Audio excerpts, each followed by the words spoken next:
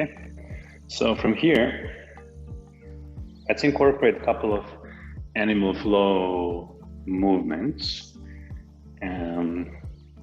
So we'll have two flows. One is something we've done already, and then the second flow is we'll introduce some new elements. And both of these flows can be regressed so that we can do them absolutely safely at a more restorative pace. So essentially the first one starts from tabletop. You can just watch for now real quick. In our tabletop, we lift our knees, then we lift our right foot. Optionally, we lift our left hand as well and bring that right foot underneath. And then here we can sit or keep on hovering, okay? And then we switch hands and lead with our right hand up towards the ceiling, pushing the hips up, aligning our shoulders, okay? And then we come down, switch hands, lead with the same foot underneath, back to hovering tabletop. This can be regressed by hovering the knees and only lifting the foot and using the foot to pivot without lifting of the opposite hand.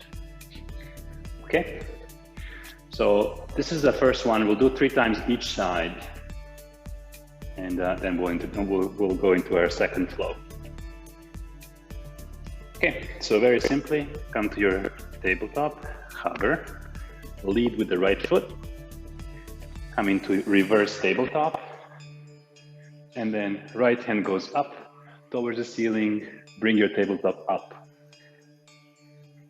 Come back down, switch hands, lead with the right foot, come back to hovering tabletop. Either rest for a second by bringing the knees or keep on your knees hovering, and then lead with the left foot, switch, left hand reaches up, come down, come back to hovering tabletop. Rest if you need rest. 2 more times each side. Lift the knees, switch, reach, come back down, under switch, rest if you need, otherwise left foot, switch, left hand, reach,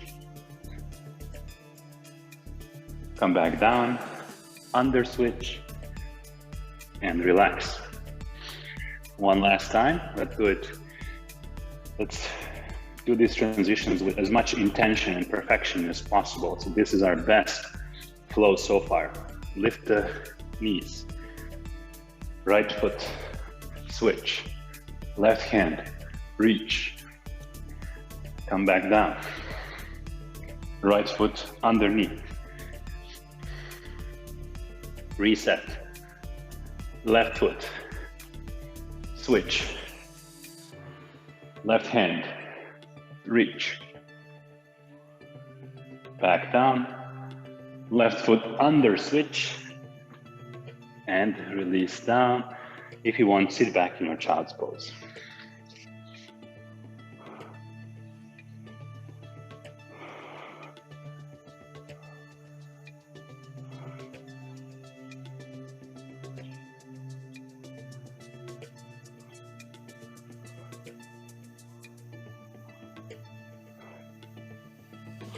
Walk your hands back, sit back on your heels.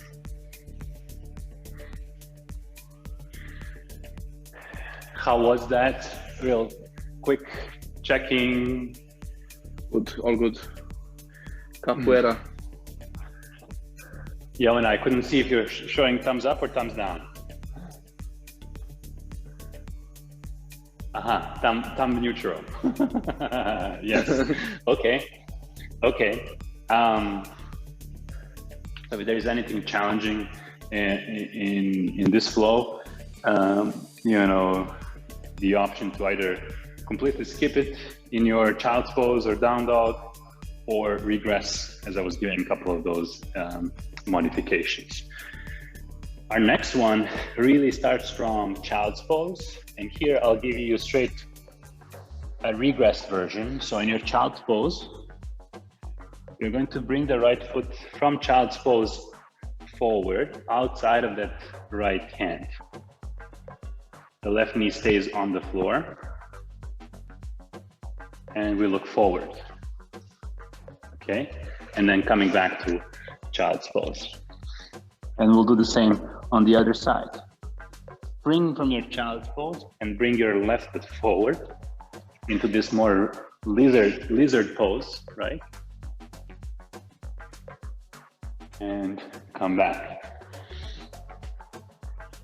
Now, a quick option to make it more difficult, so you can just watch for a quick second. In your child's pose, you can curl your toes, bring your heels off the mat, pointing up towards the ceiling, and you can press the mat away and lift the knees. And the knees are wide open.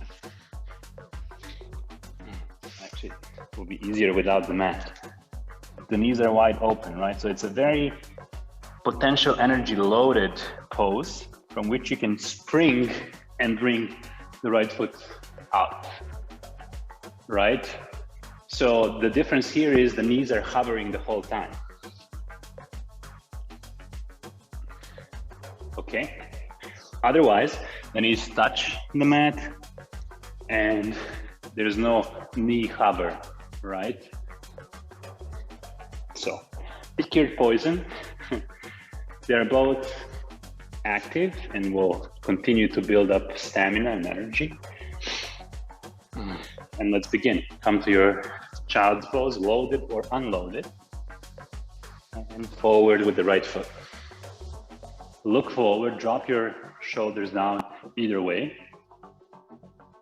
Come back. Left foot forward.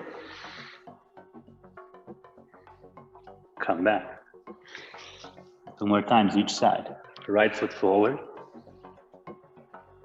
Come back. In your child's pose, inhale and exhale as you come forward. Back, inhale. Exhale, right foot forward. Back, inhale. And one last time, exhale, left foot forward. Back into child's pose, tabletop, and sit back on your heels. So obviously, if you have your knees hovering, places a lot of emphasis on the quads. You might feel them burning a little bit. From here, we can continue to build both of these flows. But maybe we just try it today and then we'll incorporate in the next class. I don't want to overload you with new things.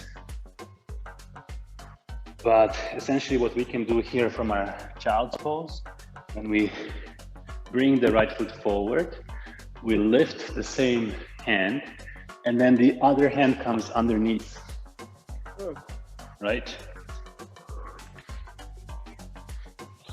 There is that option too. But it requires a little bit more balancing as we're lifting the left hand and allowing for the right foot to come underneath. And the foot is hovering off the mat.